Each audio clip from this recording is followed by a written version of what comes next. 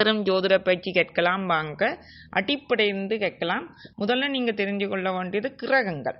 அந்த கிரகங்கள் மற்றும் 12 ராசிகள். கிரகங்களானது நீங்கள் நவக்கிரகங்களாக பார்ப்பீங்கள். சூரியன், சுக்கிரன், சந்திரன் என்று. ராகு கேது வந்து கிரகம் என்று சொல்லலாது. அது நிழல் கிரகம். சரியோ? அது பின்னோக்கி செல்லும். மற்ற கிரகங்கள் எல்லாம் முன்னோக்கி செல்லும். வேகமாக செல்லும் கிரகங்கள் வந்து இந்த சந்திரன் அதுகளெல்லாம் வேகமாக நகரக்கூடியவை. ஆனால் இந்த மெதுவாக செல்லும் கிரகம் என்றா சனி பகவான். சரியோ?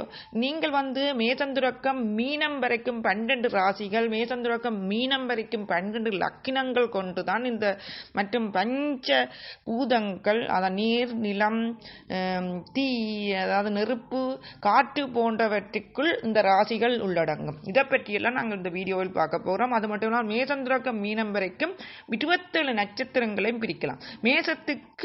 மேச ராசிக்குள் 9 பாகங்கள், ரிஷபத்துக்குள் 9 பாகம் உண்டு. 27 நட்சத்திரங்களும் 9 பாகங்களாக, அதாவது ஒரு நட்சத்திரம் 4 பாகம். சரியோ? அச்சுவினி 1 2 3 4 பாகம், பரணி 1 2 3 4 பாகம் உண்டு. 27 நட்சத்திரங்களும் மேசந்துரக்கம் ரேவதி வரைக்குமான 27 நட்சத்திரங்களும் 4 பாகங்களாக பிரிக்கப்படும். அந்த 4 பாகங்களும் 9 பாகம் ஒவ்வொரு ராசிக்கிலும் 12 ராசிக்கிலும் உள்ளடங்கும். சரியா? 9 பாகம். அதாவது முதலாவது அச்சுவினி 1, 2, 3, 4 பாகமும், பரணி 1, 2, 3, 4 பாகமும், மற்றும் 8 பாகம் வந்துட்டேன். பேர்ந்து கார்த்திகை 1 பாகமும் மேச ராசிக்குள் அடங்கும். மீதி 2, 3, 4 கார்த்திகையின் பாகங்கள் ரிஷபத்துக்கு செல்லும். அதோட மேலதிகமானது மிச்சம் தொடர்ந்து வரும். எல்லாத்தையும் சொல்லி கொண்டு அதை மட்டும்தான் நான் இந்த வீடியோவில் உங்களுக்கு கற்றுத்தர முடியும். அது அநேகமான பேருக்கும் தெரியும். தெரியாதாக்கள் வீடியோவில் கொமான் மூலம் போட்டால் அவர்களுக்கான தனியாக அது சம்பந்தமான வீடியோ நாங்கள் போடலாம். சரியோ? இப்போ நாங்கள் மற்றதை பார்க்கலாம். மேசம் துரக்கம் மீனம் வரைக்கும் 12 ராசிகள். மேசம், ரிஷபம், மிதுனம், கடகம், சிம்மம், கன்னி, துலாம், விருச்சிகம் மற்றும் தனுசு, மகரம், கும்பம், மீனம். அந்த 12 ராசி தான் 12 லக்கினமாயின் நாங்கள் எழுதுகிறோம். லேண்டு கிடக்கும் அதில் வாரது 12 லக்கினம். அதாவது மேச லக்கினம் துறக்கம் மீன லக்கினம் வரைக்கும். அது மேசம் துறக்கம் மீனம் வரைக்குமான ராசிகளில் ராசி கட்டத்தில் சேரம், இஸ்தரம், உபயம் போன்றன என்னென்ன ராசிகளில் வரும் என்று பார்க்கலாம். மேசத்தில் வந்து சேரம் வரும். மேச இந்த இதில் சேரம் இந்த எழுதி காட்டிக்கிறேன். ரிஷபத்தில் இஸ்தரம், மிதுனத்தில் உபயம், கடகத்தில் சேரம், சிம்மத்தில் இஸ்தரம், கன்னியில் உபயம், துலாத்தில் சேரம், விருச்சிகத்தில் இஸ்தரம், தனுசுல உபயம், மகரத்தில் சேரம், கும்பத்தில் இஸ்தரம், மீனத்தில் உபயம். ராசி மற்றும் நட்சத்திரங்களுக்கான அதிபதியை பார்க்கலாம். மேசம் துறக்கம் மீனம் வரைக்குமான ராசி நட்சத்திரங்களுக்கு அதிபதி வைப்போம். கடகத்துக்கு சந்திரன், சிம்மத்துக்கு சூரியன். ஆனால் மேசம், ரிஷபம் மற்றும் மிதுனத்துக்கு நேர இஞ்சால இருக்கிற, அதாவது மேசத்துக்கு நேர இருக்கிற விருச்சிகத்துக்கு ஒரே தான் வரும், செவ்வாய் கிரகம்தான் 2க்கும் அதிபதி. அதை போல ரிஷபத்துக்கும் துலாத்துக்கு நேர இருக்கிறதுக்கு சுக்கிரன் தான் அதிபதி. அதை போல மீனத்துக்கும் தனுசுக்கு நேர இருக்கிறதுக்கு குரு தான் அதிபதி. அதை போல கும்பம், மகரம் பக்கத்தில் இருக்கிறதுக்கு சனி அதிபதி. அடுத்தது நட்சத்திரங்களுக்கான அதிபதியை பார்ப்போம். நட்சத்திரங்களுக்கான அதிபதியானது 3 நட்சத்திரத்துக்கு ஒரு அதிபதி என்ற ரீதியில் வரும். சரியோ? அச்சுவினி, மகம், மூலம் நட்சத்திரங்களுக்கு கேது அதிபதி. இந்த கேது திசையானது 7 வருடங்கள் நடைபெறும். பரணி, பூரம், பூராடத்துக்கு சுக்கிரன் அதிபதி. இந்த சுக்கிர திசையானது 30 வருடம் சுக்கிரன் திசை நடக்கும். கார்த்திகை, உத்திரம், உத்திராடத்துக்கு சூரிய திசை 6 வருடம் நடக்கும். ரோகிணி, கஸ்தம், அதாவது அஸ்தம், திருவோண நட்சத்திரங்களுக்கு வந்து அதிபதியானது சந்திரன். இந்த சந்திரன் வந்து 10 வருடம் நடக்கும். அதாவது உங்களின் அதிபதிகளுக்கு, ஒவ்வொரு நட்சத்திரங்களின் அதிபதிக்கும் நீங்கள் அர்ச்சனை செய்வது, ஜென்ம நட்சத்திரத்துக்கு அர்ச்சனை செய்வது நல்லது. அடுத்தது மிருகசீரிடம், சித்திரை, அவிட்டம் போன்ற நட்சத்திரங்களுக்கான அதிபதி செவ்வாய். 7 வருடம் நடக்கும். சரியோ? அடுத்தது திருவாதிரை, சுவாதி, சதயம் போன்ற நட்சத்திரங்களுக்கு 3 நட்சத்திரத்துக்கு ஓராதிபதி ராகு. ராகு 18 வருடங்கள் நடக்கும். புனர்பூசம், விசாகம், பூரட்டாதி போன்ற நட்சத்திரங்களுக்கு குரு திசை 16 வருடங்கள் நடக்கும். பூரம், அனுசம், உத்திரட்டாதி போன்ற நட்சத்திரங்களுக்கு சனி திசையானது 19 வருடங்கள் நடைபெறும். ஆயிலியம், கேட்டை, ரேவதி போன்ற நட்சத்திரங்களுக்கு புதனானது 17 வருடம் நடைபெறும். நட்சத்திரம் 12 ராசிகள் 9 கிரகங்களை கொண்டு இந்த லக்னம் துறக்கம் 12ஆம் இடம் வரைக்குமான இடங்கள் இந்த ஜாதகம் உருவாக்கப்படுகின்றது. இந்த லக்னம் துறக்கம் 12ஆம் இடத்துக்குமான பலன்கள் இதை பற்றி பார்க்கலாம். வேந்த ஒவ்வொரு கிரகங்கள் இருந்தால் என்னென்ன பலன், கிரகம் இல்லாத வீட்டுக்கு என்னென்ன பலன் என்றெல்லாம் ஏற்கனவே போட்டிருக்கிறேன் வீடியோவை. அதுகளையும் நான் பயிற்சி வகுப்பு பிளேலிஸ்டில் கொடுத்து அது பயிற்சி 1 பயிற்சி 2 என்று அதுகளையும் ஒழுங்கு பண்ணிவிட நீங்கள் படித்து கொள்ளலாம் பார்த்து வடிவாக விளங்கப்படுத்தியிருக்கிறேன். இடையில தேவையானதை நீங்கள் கொமாண்ட் மூலம் கேட்டுக்கொள்ளுங்கள். தொடர்ந்து பாருங்க, இன்னும் இருக்குது. ஏனென்றால் இந்த இடங்களுக்கான பலன் சொல்றதுக்கு முதல் உங்களுக்கு முக்கியமாக நீங்கள் ஒன்று தெரிஞ்சு கொள்ளணும். அதாவது இந்த பஞ்சபூதங்கள், அதாவது நீர், நெருப்பு, காற்று, ஆகாயம், அதாவது நிலம் போன்றன இருக்குதானே, அதுகளோட ஒப்புட்டும் ராசிகளை நாங்கள் பலன் சொல்றோம். அதாவது ராசிகள்ல சில ராசி நெருப்பு ராசி, சில ராசி நிலம், அதாவது பூமாதேவி போல இருப்பார்கள், பொறுமையாக இருப்பார்கள். நெருப்பண்ட தகண்டு நெருப்பாக இருப்பார்கள். சில ராசிக்காரர்கள் நீர் போல அந்த நீர் கைய வச்ச அமுக்கி மேல அப்படியான குணத்துல இருப்பார்கள். சரியோ? சில பேர் காற்று போல, காற்றுன்ற கையில பிடிக்கணுமா காற்று, அதை போல இருப்பார்கள். அதுக்கேற்ற மாதிரி தான் அவர்களின் குணங்களும் இருக்கும் என்றதுதான் சொன்ன அன்படி. ஆகவே முதலாவது 12 ராசிகளும் இந்த நெருப்பு ராசிக்குள்ள என்னென்ன ராசி வருதுன்னு பார்க்கலாம். நெருப்பு ராசிக்குள்ள மேசம், சிம்மம், தனுசு இவற்றுக்கான பலனையும் சுருக்கமாக சொல்ல போறோம். வடிவாக பாருங்க.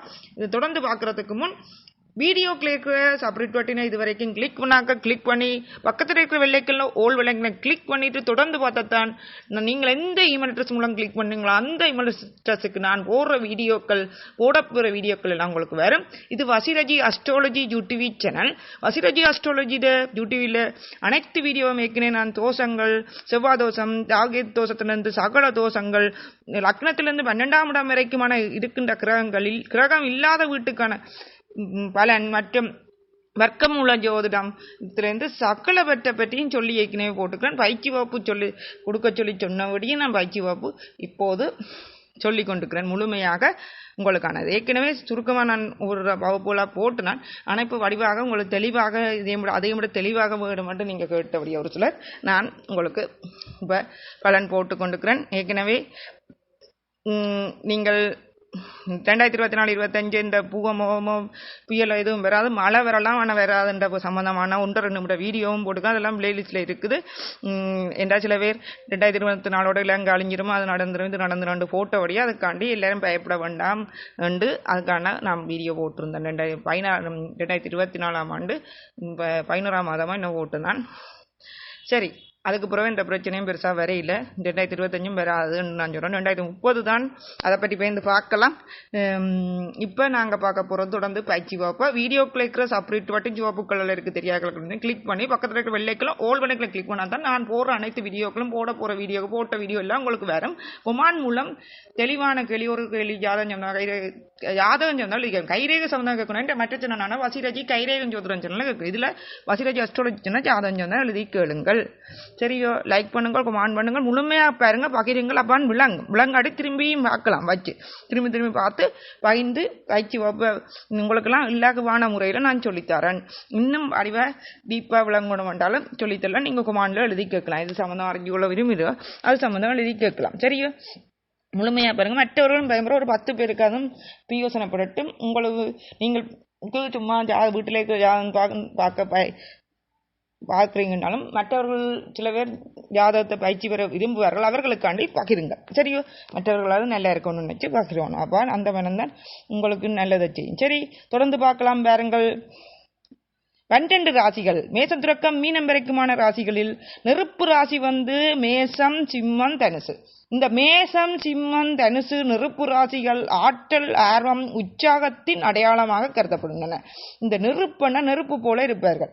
இவர்கள் பொதுவாக தைரியமானவர்களாகவும் தன்னம்பிக்கை உள்ளவர்களாகவும் மற்றும் தலைமை பண்புகளை கொண்டவர்களாகவும் இவர்கள் இயற்கையாகவே ஆற்றல் மிக்கவர்களாகவும் எப்போதும் சுறுசுறுப்பாக இயங்குவார்கள். இந்த மேசம், சிம்மம், தனுசு ராசிக்காரர்கள் புதிய சவால்களை எதிர்கொள்வதில் ஆர்வம் காட்டுவதில் தலைமை பண்புகள் இவர்களிடம் இயல்பாக இருக்கும்.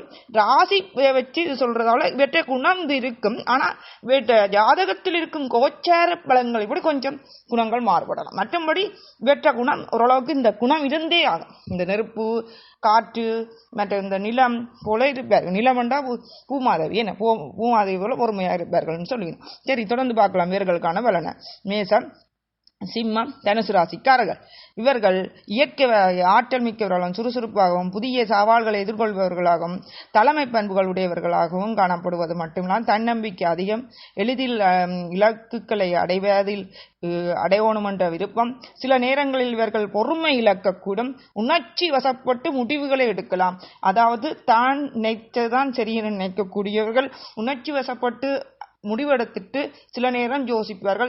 அநேகமாக இவர்கள் தான் செய்தது பிள்ளையென ஒரு நாளும் நினைப்பது இல்லை. இந்த ராசிக்காரர்கள் மற்றவர்களாம் பிள்ளை செய்தார்கள் என நினைப்பார்கள். கூடுதலாக இவர்களுக்கு, அதாவது இந்த நெருப்பின் குணம் அப்படி, இவர்களுக்கு சுதந்திரம் மிகவும் முக்கியம். அதே நேரம் இவர்கள் நல்லவர்கள். ஆனால் இந்த உணர்ச்சி வசப்படுவதனாலும் சிறு கோபத்தன்மை உள்ளதனாலும் இந்த கோபம், உணர்ச்சி வசப்படுதலை இந்த மேசம், சிம்மம், தனுசு ராசிக்காரர்கள் குறைத்து கொண்டால் நல்லது. சுதந்திரம் மிகவும் முக்கியம். கட்டுப்பாடுகளை விரும்பவே மாட்டார்கள் இந்த நெருப்பு ராசிக்காரர்கள். சரி, இரண்டாவது நிலராசி. நிலராசி ரிஷவம், கன்னி, மகரம். ரிஷவம், கன்னி, மகர ராசிக்காரர்கள் நிலராசிக்காரர்கள். நிலராசிகள் நடைமுறைவாதம், ஸ்திரத்தன்மை மற்றும் நம்பகத்தன்மையான அடையாளமாக கருதப்படுகின்றன. இவர்கள் பொதுவாக பொறுமையானவர்கள், கடின உழைப்பாளிகள் மற்றும் உறுதியானவர்கள். இவர்கள் நடைமுறை வாழ்க்கையில் அதிக கவனம் செலுத்துவார்கள். யதார்த்தமான அணுகுமுறையை கொண்டிருப்பவர்கள்.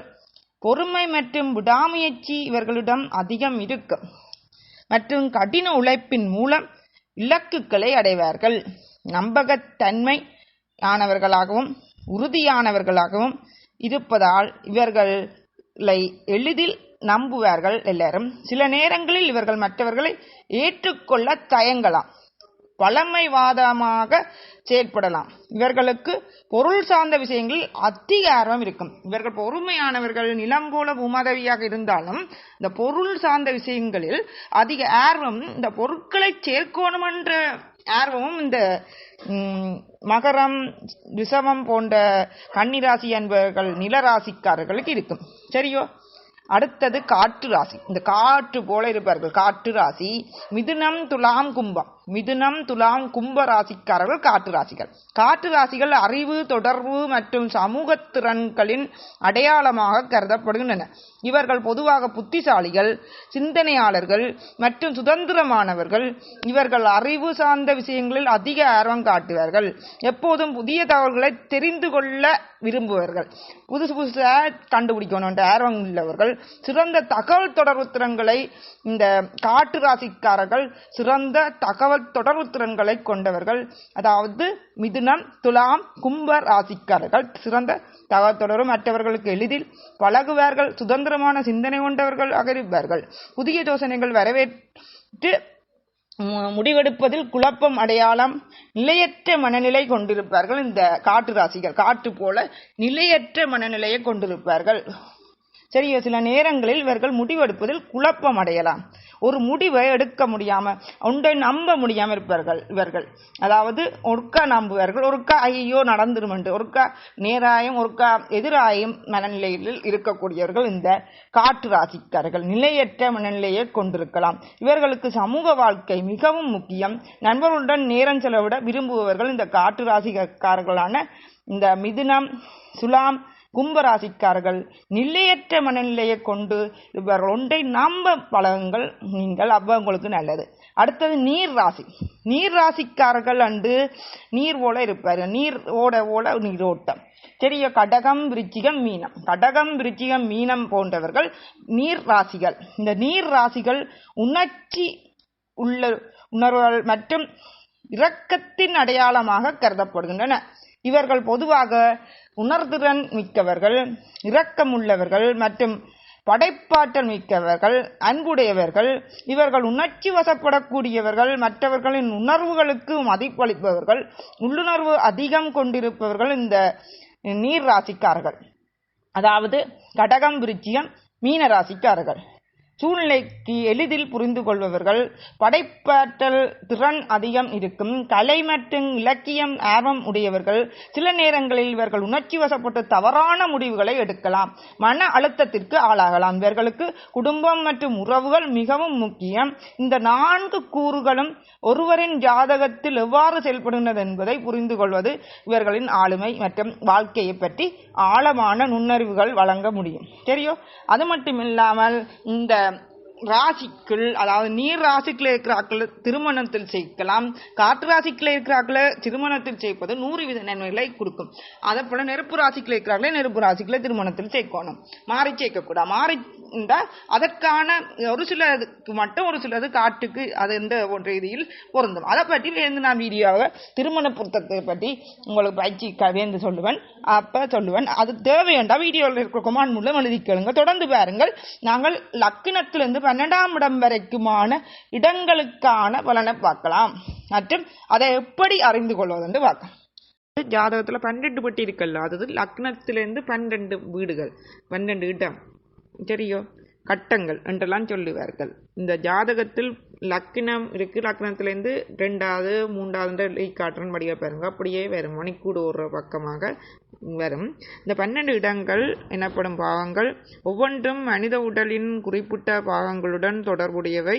அந்த இடங்கள் மற்றும் அவற்றின் உடல் பாகங்கள் பற்றிய பலன்களும் பின்வருமாறு. அதாவது இந்த உடல் பாகங்கள் பற்றி பார்த்துட்டு மற்றும் இந்த 12, அதாவது லக்னத்திலிருந்து 12ஆம் இடம் வரைக்குமான இடங்களுக்கான பலனையும் பார்த்துட்டு அப்பான் பலனை அறிஞ்சிங்கன்னா தான் அந்த இடங்கள்ல கிரகங்கள் இருந்தால் இந்த மாதிரி பலன், அந்த இடத்துக்கான அதிபதியின் வீட்டு பலன் எல்லாம் நீங்கள் அறிந்து கொள்வீங்க. சரியோ? அறிந்து கொண்டால் உங்களால் ஜாதகத்தை உருவாக்க முடியும். அது உங்களோட உடம்பில் உள்ள அங்கங்களுடன் ஜாதகம் தொடர்படுகின்றது. இனி பார்க்கலாம், தொடர்ந்து பார்க்கலாம். வீடியோக்குள்ள இருக்கிற சப்ஸ்கிரைப் பட்டனை கிளிக் பண்ணிட்டு தொடர்ந்து பாருங்கள். அதாவது முதலாவது இடம் லக்கினம். இந்த மேசத்தில் இருக்கின்றவங்க, மேசராசியிலேருந்து தான் நாங்கள் ஜோதிடம் பயிற்சி வழங்கிக்கு காட்டுவோம். ஆனால் சில இடத்துல லக்கின விருச்சியத்திலும் இருக்கலாம், இங்கே இருக்கலாம். அதான் உங்களுக்கான லக்கினம். சரியோ? நான் இந்த மேசத்திலிருந்து மேசம் ரிஷபம் என்று ஆரம்பித்து மீனம் வரைக்குமான இடங்கள், அந்த இடங்கள்ல லக்கினம், இதுல லக்கினம் என்று வைப்போம். லக்கினத்துல முதல் வீடு, அந்த முதல் வீட்டுல இருக்கிறது உடம்பில் உடல் பாகங்களை பார்க்கலாம். முதல் வீட்டில் இருக்கும் முதல் பாகம் வந்து தலை, முகம், மூளை. தலை, முகம், மூளை உடல் ஆரோக்கியம் ஆகும். சரியோ? பலன், இது ஒருவரின் உடல் அமைப்பு, தோற்றம், ஆரோக்கியம் மற்றும் பொதுவான நல்வாழ்வை குறிக்கின்றது. 2வது வீடு வந்து இருக்கிற உடல் பாகம் வந்து முகம், வாய், தொண்டை, கழுத்து, வலது கண். இது காண பலன் வந்து இது பேச்சு, உணவு மற்றும் முகத்தின் அழகை குறிக்கின்றது. சுருக்கமாத்தான் இதுக்கான பலனா சொல்றேன். 3ஆம் வீடு வந்து உடல்ல வந்து தோள்கள், எங்களோட தோல் மற்றும் கைகள், கழுத்து, சுவாச அமைப்பு 3வது இடத்தை குறிக்கின்றது. இதுக்கான பலம் வந்து தைரியம், முயற்சி மற்றும் தகவல் தொடர்பு திறன்கள் குறிக்கின்றது. இது இடம். பேந்து லக்னத்திலிருந்து 12ஆம் இடத்துக்கான பாகங்கள், அந்த பெட்டிக்கான பலனையும் பேந்து பார்க்கலாம். சரியா? உங்களுக்கு விளங்கக்கூடிய செடிக்கும். சரி, கட்டங்களுக்கான பலனை பேந்து பார்ப்போம், 12 கட்டங்களுக்கும். சரியோ? இப்ப எங்களோட உடல் பாகங்களுடன் மேசம் தொடக்கம் மீனம் வரைக்குமான இந்த லக்கின தொடக்கம் 12ஆம் இடம் வரைக்குமான இடங்களுக்குடன் ஒப்பிட்டு பார்க்கலாம். 3ஆம் இடத்துக்கு சொல்லிட்டேன். 4ஆம் வீடு வந்து மார்பு, நுரையீரல், இதயம், இடது கண். இதற்கான பலன் தாயின் உடல்நலம், உள் அமைதி மற்றும் மகிழ்ச்சியை குறிக்கின்றது இந்த 4வது. 5ஆம் வீடு உடல், வயிறு, இதயம், முதுகெலும்பு, புத்தி கூர்மை 5வது வீட்டுக்கு. அதான் 5ஆம் வீடு, உடல், வயிறு, இதயம், முதுகெலும்பு, புத்தி கூர்மை. இதற்கான பலன் குழந்தைகள், புத்தி கூர்மை மற்றும் படைப்பாற்றல் போன்றவற்றை குறிக்கின்றது.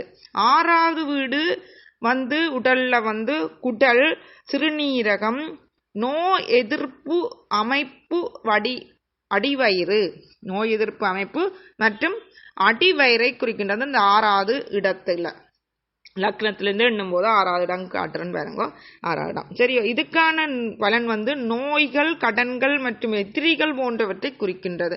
இதை பற்றி நான் தொடர்ந்து வீடியோ பாருங்க, இந்த விழாங்க முழுமையா 12 இடத்துக்கான உங்களுக்கான உடல் பாவம் அதற்கான பலனை சொல்லிட்டு இடங்களுக்கான பலனையும் வடிவா சொல்ல போறேன், வடிவா பாருங்க. 7வது வீடு உடல். அப்ப நீங்கள் அதற்கான பலனை அறிஞ்சு கொண்டு ஆக்களுக்கு கரிஞ்சு சொல்ல முடியும். 7வது வீடு சிறுநீரகம், உடல்ல இருக்கிற சிறுநீரகம், புறப்புறுப்புகள், இடுப்பு இந்த லவம் 7வது வீட்டுக்கு. சிறுநீரகம், புறப்புறுப்பு, இடுப்பு.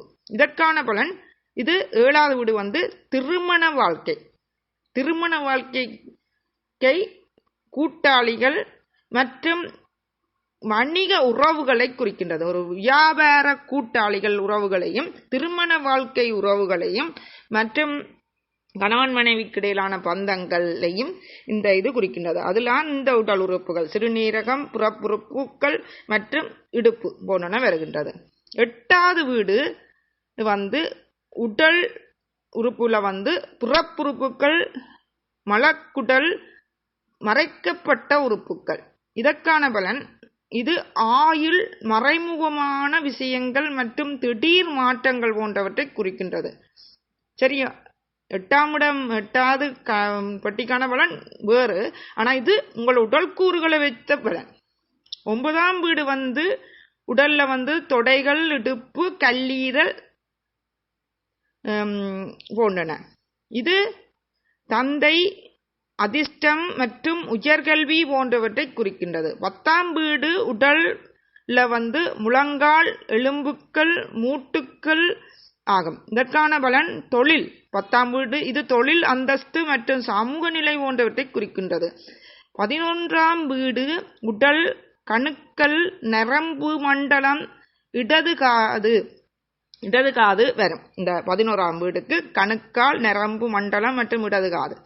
இதுக்கான பலன் லாபம், நண்பர்கள் மற்றும் சாதனைகள் போன்றவற்றை குறிக்கின்றது. 12ஆம் வீடு உடல்ல பாதங்கள், கால்ட பாதங்கள், மன ஆரோக்கியம்.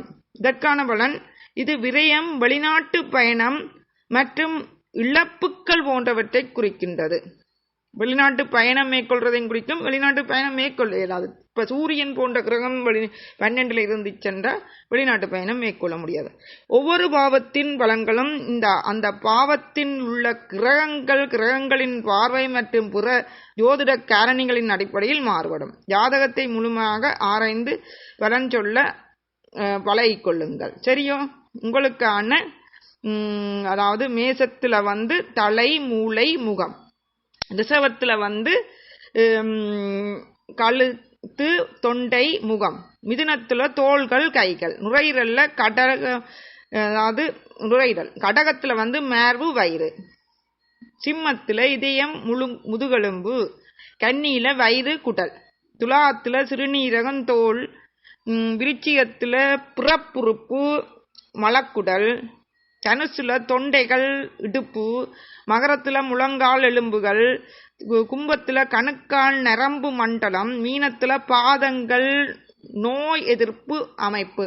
மீனம் தானே 12வது இடம், அதுல பாதங்களும் நோய் எதிர்ப்பும், பாவங்கள் மற்றும் உடல் பாதங்கள் முதல் பாவம் போன்றன ஆகும். அது மட்டுமில்லாமல் உங்களுக்கான லக்னத்திலிருந்து 12ஆம் இடம் வரைக்குமான கிரகங்களுக்கான பலனை தொடர்ந்து பார்க்கலாம். பார்க்கறதுக்கு முன் இதுவரைக்கும் வீடியோக்குள்ள இருக்கிற சப்ஸ்கிரைப் பட்டனை கிளிக் பண்ணாக்கள் சப்ஸ்கிரைப் பட்டனை கிளிக் பண்ணி பக்கத்தில் இருக்கிற வெள்ளைக்கல்ல ஓல் வெள்ளைக்கல்ல கிளிக் பண்ணிட்டு தொடர்ந்து பாருங்கள். நாங்கள் சுருக்கமாக பார்க்கலாம். சரியோ? அதாவது ஜாதகத்தில் உள்ள லக்கினம் என்றால் ஆண்டு கிடக்கும். அதிலிருந்து 12ஆம் இடம் வாராக எழுதி காட்டுறேன். அந்த 12 இடங்களுக்கான அதாவது பாவங்கள், அந்த பாவங்கள் ஒவ்வொன்றும் ஒரு குறிப்பிட்ட வாழ்க்கையின் அம்சத்தை குறிக்கின்றன. அவற்றின் பலன்களை பார்க்கலாம். அறிஞ்சத்தன் எல்லாம் லக்கினம் அதாவது முதல் வீடு 1 சுய அடையாளம், உடல் தோற்றம், ஆளுமை, ஆரோக்கியம், வாழ்க்கை தொடக்கம். இது ஒருவரின் அடிப்படை குணாதிசயத்தையும் வாழ்க்கையின் திசையையும் காட்டுகின்றது இந்த லக்கினம். சரியோ? லக்கினம் என்பது ஒருவரது பிறந்த நேரத்தில் கிழக்கில் உதயமாகும் ராசி ஆகும். இது ஒருவரின் உடல் தோற்றம், ஆளுமை மற்றும் வாழ்க்கையின் முக்கிய அம்சங்களை நிர்ணயிக்கும் முக்கிய கூறு ஆகும். ஆளுமை என்றால் லக்கின ராசியின் பண்புகள் ஒருவரின் குணாதிசயங்களை வடிவமைக்கின்றது. வாழ்க்கை திசை, வாழ்க்கையின் இலக்குகள், விருப்பங்கள் மற்றும் பாதையை இந்த என்ற லக்கினத்தில் இருக்கும் கிரகத்தின் அதிபதி காட்டுகின்றது.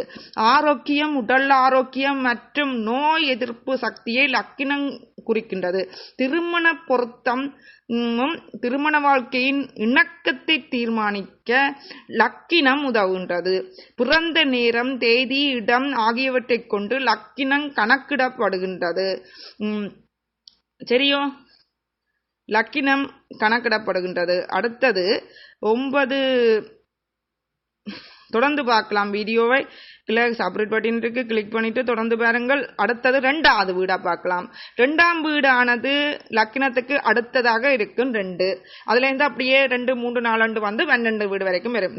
2வது வீடுக்கு செல்வம், குடும்பம், பேச்சு, உணவு, ஆரம்ப கல்வியை குறிக்கின்றது இந்த 2ஆம் வீடு. சரியோ? 2ஆம் வீடு செல்வம், ஒரு ஆளுக்கான பணம் வருமா இல்லையா, ஏழையா இருப்பாரா, நடுப்பட்ட கோடீஸ்வரரா இருப்பாருன்றது அந்த 2வது வீடை வச்சு சொல்லலாம். அந்த குடும்பம் மற்றும் அவர்களின் பேச்சு நடவடிக்கைகள் நல்லவரா, கௌரவமிக்கவரா, இல்லாட்டி கூடாத குணத்தோடையவரா, உணவு, ஆரம்ப கல்வி போன்றவற்றை குறிக்கும். ஆரம்ப கல்வியை குறிக்கும். 5ஆம் வீடு தான் அவற்றை உயர்கல்வி எல்லாத்தையும் குறிக்கும். இது ஒரு 2ஆம் வீட்டுக்கான சுருக்கமான பலன்டா. இது ஒருவரின் பொருளாதார நிலை, குடும்ப உறவுகள் மற்றும் தகவல் தொடர்பு திறன்களை குறிக்கின்றது இந்த 2வது வீடு. 3ஆம் வீடு தைரியம், முயற்சி, சகோதரர்கள். ஒரு ஆளுக்கு சகோதரர் இருக்கிறாரா, இவருக்கு இளைய சகோதரர் இருக்கிறா, மூத்த சகோதரர் இருக்கிறான்றதை 3வது வீடு குறிக்கும். மற்றும் அவரின் தைரியம், முயற்சி, அவர் முயற்சி எடுப்பாரா இல்லாட்டி ஏதாவது ஒரு சோம்பேறியா என்பதெல்லாம் இந்த 3ஆம் வீடு குறிக்கும். குறுகிய பயணங்கள், தகவல் தொடர்பு, இது ஒருவரின் தைரியம், முயற்சி மற்றும் தகவல் தொடர்பு திறன்களை காட்டுகிறது இந்த 3ஆம் வீடு. 4ஆம் வீடு தாய் மற்றும் ஒருவரின் அம்மா பற்றி இந்த 4ஆம் வீட்டை பற்றி தான் சொல்லலாம். ஒரு ஆணாக இருந்தால் அவரின் மனைவியை பற்றியும் இந்த 4ஆம் வீட்டை வச்சு சொல்லலாம். மற்றும் வீடு, சொத்து, மகிழ்ச்சி, உள்ளமைதி போன்றன இந்த 4ஆம் வீடு குறிக்கின்றது. ஒருவருக்கு சொத்து அவர் உழைச்சி சேர்ப்பாரா இல்லையா. மூதாதைய சொத்தை பற்றி குறிக்கிறது 5ஆம் வீடு. இந்த 4ஆம் வீடானது அவர் பிறப்பிலிருந்து அவருக்கு சொத்து கிடைக்குமா, அவர் கல்யாணத்துக்கு பிறவாலாட்டி அவரே உழைச்சி சேர்ப்பாரான்றதை இந்த 4ஆம் வீடு சொல்லும். அவரின் மகிழ்ச்சி, அவரின் தாயின் உடல்நிலையில இருந்து தாயை சார்ந்துதான் வளருவார். இல்லாட்டி என்னதான்ட்டாலும் அந்த 4ஆம் வீட்டில் ராகு இருந்துச்சுன்னா அந்த புள்ள கடைசி பிள்ளையா இருந்துச்சுன்னா அந்த புள்ள பிறந்து கொஞ்ச நாள்லயே அந்த தாய் தான் ஒன்றில் தகப்பனை பிரிஞ்சிருக்கும். இல்லாட்டி தகப்பன் இருந்தும் பிரியோசனம் இல்லாதவர்கள் ராகு அந்த பிள்ளைக்கு 4ஆம் வீட்டுல இருந்துச்சுண்டா. அப்படியானவர்கள் தாயை சார்ந்துதான் வளருவார்கள். அது மட்டும் இல்லாமல் இப்ப சனி நாள்ல இருந்துச்சுன்னா அந்த பிள்ளை கல்யாணத்துக்கு பிறகு மனைவியால் ஜெயிலுக்கு செல்லும் நிலை கூட வரலாம். சரியோ? விழுந்து பாருங்க. இது ஒருவரின் தாய் வீடு மற்றும் உள்ள அமைதி போன்றவற்றை குறிக்கின்றது. ஒரு ஆணாக இருந்தால் அது தாய் மற்றும் தாரத்தை குறிக்கின்றது. சரி, 5ஆம் வீடு. 5ஆம் வீடு குழந்தைகள், புத்தி கூர்மை, காதல், பொழுதுபோக்கு, பூர்வ புண்ணியம் மற்றும் ஒருவரின் கல்வி, உயர்கல்வியை போன்றவற்றும் மற்றும் ஒருவருக்கான பூர்வீக சொத்துக்கள் போன்றன இந்த 5ஆம் வீடு குறிக்கின்றது. அதாவது பரம்பரை சொத்து ஒருவருக்கு இருக்கின்றதா இல்லையா. இது ஒருவரின் குழந்தைகள், கல்வி மற்றும் படைப்பாற்றல், பூர்வீக சொத்துக்கள், கல்வி, அறிவாற்றல் போன்றவற்றை குறிக்கின்றது. சரியோ? 6ஆம் வீடு கடன், நோய்கள், எதிரிகள், வேலை, போட்டி. ஒரு ஆளுக்கு எதிரி தொல்லை இருக்குமா இல்லையா, ஒரு ஆளோட நல்ல ஒற்றுமையாக இருப்பார்களா, கடன் தொல்லைகள் இருக்கு, அவர்களுக்கு நோய் வாய்ப்பட்டு கொண்டே இருப்பாரா என்பதை 6ஆம் வீட்டை விட்டு கணிக்கலாம். இது ஒருவரின் கடன்கள், நோய்கள் மற்றும் எதிரிகள் போன்றவற்றை குறிக்கின்றது. 7ஆம் வீடு திருமணம். ஆண் பெண் இருவருக்கும் 7 லக்கினம் 2ஆம் வீடு முக்கியம். பெண்ணுக்கு 8ஆம் வீடு தாலிக்காண்டி பார்த்தாங்கணும் சரியோ. மற்றும் ஆயுளுக்காண்டி எல்லாருக்கும் 8ஆம் வீடு பார்க்கிறது. 7ஆம் வீடு திருமணம், கூட்டாளிகள், வணிகம், ஒப்பந்தங்கள் மற்றும் 7ஆம் வீடு ஒரு வியாபார கூட்டு மற்றும் 10ஆம் வீடு தொழிலுக்குரியது என்றாலும் கூட்டு சேர்ந்து ஒரு வியாபாரம் அரைக்கணும் சரி.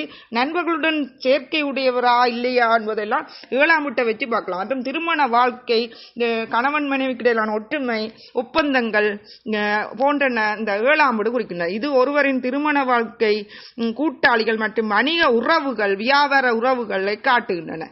8ஆம் வீடு ஆயுள், மறைமுகமான விஷயங்கள், திடீர் மாற்றங்கள் மற்றும் மரணம், எத்தனை வயதில் மரணம் மற்றும் ஒரு பெண்ணுக்கான மாங்கல்யம் போன்றன 8ஆம் வீடு குறிக்கின்றன. இது ஒருவரின் ஆயுள், மறைமுகமான விஷயங்கள் மற்றும் திடீர் மாற்றங்கள் போன்றவற்றை குறிக்கின்றது இந்த 8ஆம் வீடு.